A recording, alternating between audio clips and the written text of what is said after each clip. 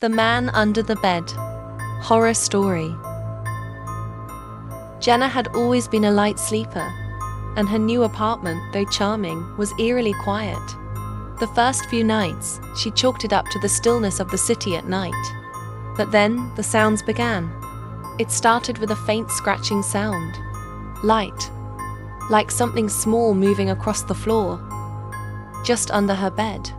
She assumed it was a mouse, or maybe a creak in the old wooden floorboards. But when the sound persisted every night, Jenna's nerves began to fray. The noises didn't stop after a week. In fact, they grew louder, more distinct, as though something or someone was crawling beneath her bed.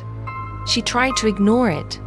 After all, it could be anything, right? It wasn't until one night, around 3 a.m., that the scratching stopped. The silence in the room was deafening. Jenna turned over in bed, eyes wide open. Then she heard it whisper, "Jenna." Her heart skipped a beat. She froze, not daring to move.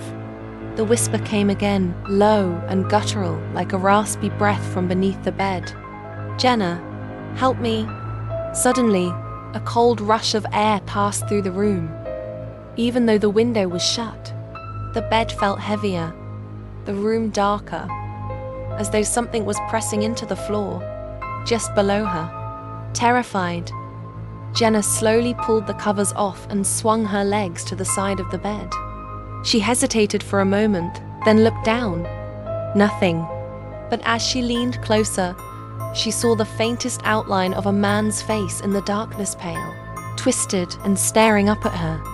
His eyes were wide and filled with dread, but his lips curled into a slow, deliberate grin. Jenna gasped, stumbling back. The man's face vanished. But the whispering didn't stop. "Jenna, come closer." Panicked, Jenna bolted from the bed, her heart racing as she scrambled for the door. But before she could reach the handle, something grabbed her ankle. Cold, clammy fingers tightened around her foot. She screamed, but the voice from under the bed cut her off. "You shouldn't have looked."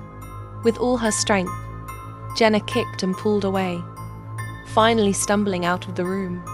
She ran into the hallway, heart pounding, and slammed the door shut behind her. But even through the thick walls, she could hear it. The scratching. It was still there, beneath her bed, waiting.